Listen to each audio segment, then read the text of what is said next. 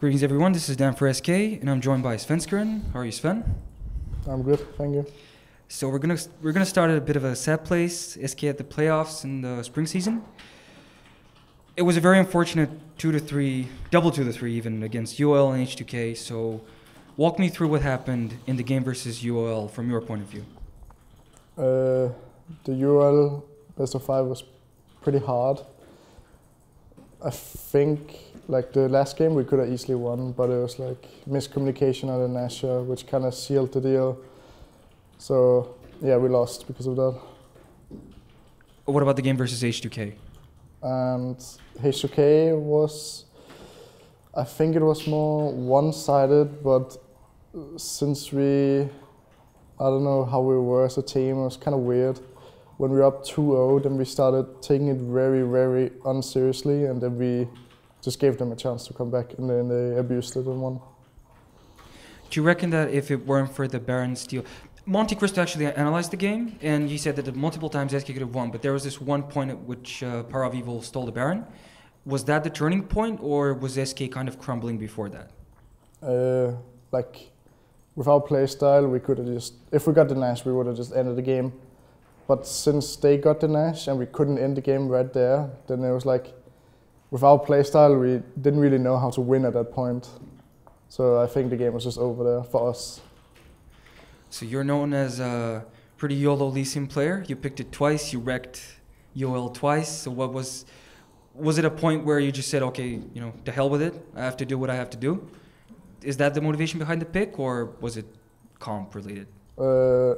I don't think it was comp related. It's more like my favorite champion, so just something I would like fall back to if I feel the need to, I guess. Okay, so we move away from the playoffs. We begin at the reconstructioning of the SK lineup. So do you have any say in the bringing of CandyPanda or not?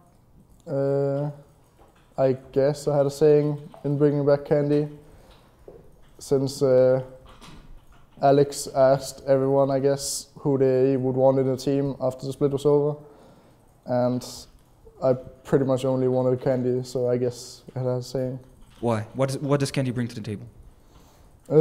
Just because we tried something new before and I really didn't like it, so just wanted to go back to who we knew, and we knew how to work with Candy, and it was just like more nice feeling.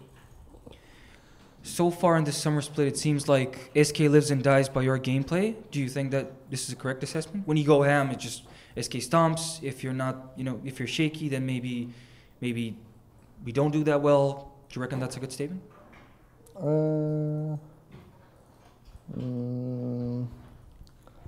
Maybe, I don't know.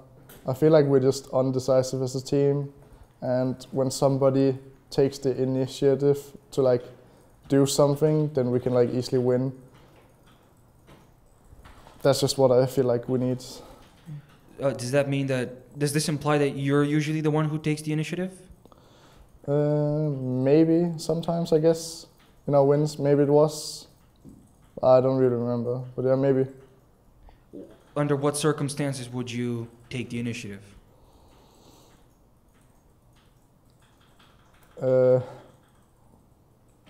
When you notice somebody's out of position and you know, like, okay, we should just go here, and then just no hesitation, and just engage. Instead of like, sometimes you like think, oh, should we go, should we not? But then what we kind of need is just, okay, just go, and hope everyone follows up. So we've seen the rise of Gragas, Sejuani, tanky junglers, and so on, and yet you, in your typical style, you still pick Lee Sin. Is this the same reason as before, just your favorite champion, or? I feel like Lee Sin is almost always viable. It's just when Rexa and Gragas is out, then Lee Sin is like really strong. But when those are still in, then it's like Gragas is pretty OP, so you kind of have to play him. But yeah, when Echo, Gragas and Rexa is out, then Lee Sin is pretty viable. So Elise has been buffed in recent patches, or in PB, I'm not really sure, don't quote me on that. What do you think of the champion? Pretty sure Elise will still be pretty shit. Like, I tried her and you don't really feel that she got buffed at all, because it's actually her defense spell. Like, her defense spell got buffed to deal more damage when you use it, so it doesn't really make sense.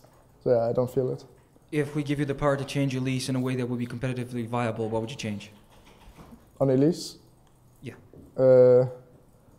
If you would want to make Elise more viable, I think you should just give her back some of the damage they nerfed. Okay, so we move on to a more general question. You said that some people lack decisiveness. Is this why ASK are currently struggling compared to like the spring or the season 4? I definitely think it's a huge part of why we're like losing a lot, because we don't really have any decisive calls. Like we don't have someone saying no, don't go, or we don't have anyone say yeah, go. It's more like, oh, should we do this? Should we do that? Maybe we can do this. So yeah, I think it's a huge part. How does a team remedy this, in your opinion? Remedy? How do you find a solution to that? Just a theoretical. We didn't really find a solution yet, but I think we're just working on like being more decisive in LCS. My question was, in your opinion, if you were a coach of a team, just a random team, like how would you fix this if you see this in a lineup? What would you do? I honestly don't know. I think just play more YOLO, I guess. That's really it. All right. We have some familiar faces back in the LCS, so I'm going to ask you about them. The first one is Amazing. He's back from TSM, qualified for the LCS. Is Amazing good by EU standards? Yeah, Amazing is good by EU standards. Can you go into more detail? Like, what are his strengths, what are his weaknesses? Is he tough to play against, or does his team complement him well? I only played against Amazing once, the split, so I don't know that much. And we pretty much got stumped. It's like, I didn't really jungle against Amazing that game, but yeah, I think he's pretty good. So his stint in TSM didn't really take anything away? The time in TSM probably make him look weaker, because I think TSM has like they have a lot of like coaching staff or whatever, and they're like using the junglers like a really supportive way, so I guess it makes the jungler look a lot weaker. The next familiar face is Dexter. He came back with Elements. So he's been out for, I think, even a longer time, because he was in CLG, then he couldn't find a team. As Dexter, is Dexter good by EU standards? I think Dexter is pretty mediocre. I think there's a lot of other junglers that's better.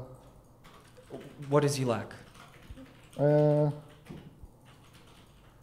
What he lacks, I don't know. What is he good at?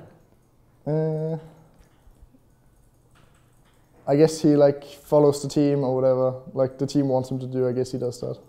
So he's a butler jungler, if we can call it that. Butler? It's like a person who helps you with tasks and stuff. Yeah, butler. Maybe. I don't know how he is, but I just don't feel like. I feel like he's mediocre.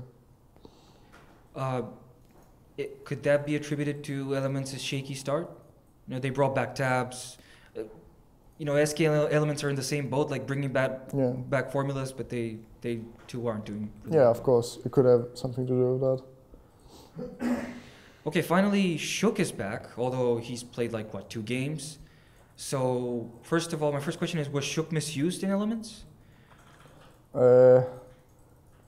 I think everyone was misused in Elements or something. I don't know. It was like a sinking boat, so. I think all of the players from the old Elements or whatever would do better if they did find a new team than play together as those 5. So yeah, he's probably better now than he was in Elements. So you think now he will show why he was so hyped in Season 3 and afterwards? It depends what players Copenhagen Wolves will get, because they still lost when they got him in, because they still had like weak players kinda in the other roles. So it wouldn't really matter what he would do, they would still lose. In your opinion, what are the top 3 European junglers so far? Skill-wise, not performance-wise. You can include yourself. I think definitely Rainover is number 1, and then probably Amazing. And Not sure about the last. I think Amazing and Reignover, number 1 and 2. Who would be tied for third place? Just give me the names who you I think could contest. I think a lot of people are even for the third. Even Frederick from Giants? I think he's pretty decent actually. In comparison to Dexter? I think Frederick is better than Dexter. In what exact, or just overall in everything? I don't know, it seems like he gets more things done for Giants than Dexter gets done for Elements. Okay. Will Jankos ever come back in the conversation for top 3 U junglers? I think me and Jankos are pretty even, if I were to say in skill-wise. Pretty sure he's still pretty good. What holds him back?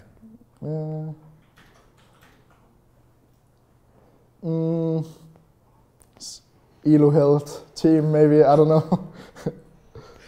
Okay, is Svenskeren still skill-wise, purely skill-wise, the number 1 jungler in EU? No, I don't think so. How would you rate yourself? I would probably rate myself top 4 tied, like top 3 or top 4 tied. So you can say for sure that Amazing and Reignover are better? Reignover for sure, but I'm not sure about Amazing if he's better. In what sense are they better? Like when you look at their games, what do you say? Okay, I should do this probably, or Yeah, when I look at Reignover's games, I can say, okay, he does this better, or like he's pretty smart. I should probably copy this, but not really when I look at Amazing. In the conversation about Reignover, why does he pick Olaf so often? What is he? Is it a team? Is it a team thing? For example, if you had to explain to someone who watches League but isn't really competitive level knowledge, how would you explain the Olaf pick? Because he seems like the only player to do it. Yeah, I think Olaf is just like his fallback champion, but he's pretty good at it. Like with me, when I would just go and Lee Sin, then he would just go Olaf. Probably just his main champion for like really long time. So that's why he's pretty good at it. Currently in the meta, you have the teams that are usually top have a really well-performing top laner. Would you agree with that statement? I think the teams that are top teams have performing almost everywhere, so not only top lane. Okay, fair enough.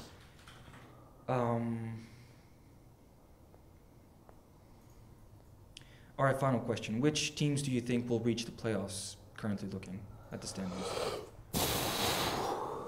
Fnatic, Origin, and Origin excluded. Which ones will reach the playoffs? You have to choose 4 teams. Yeah, I don't know. It's pretty hard, I think. Maybe Giants, HOK, hopefully us, and Rocket or Unicorns of Love. Not sure who. If you had to pick between the 2, who would you give it to? Think right now Rocket looks better. Does it have to do? Is there something to do with Jankos and Nukeduck, or just overall? I think Unicorns of Love just kind of is in a slump or something. So I just feel like Rocket looks stronger right now. Thank you for your time, Sven. Anything you want to say? Anyone you want to say hi to? No. All right.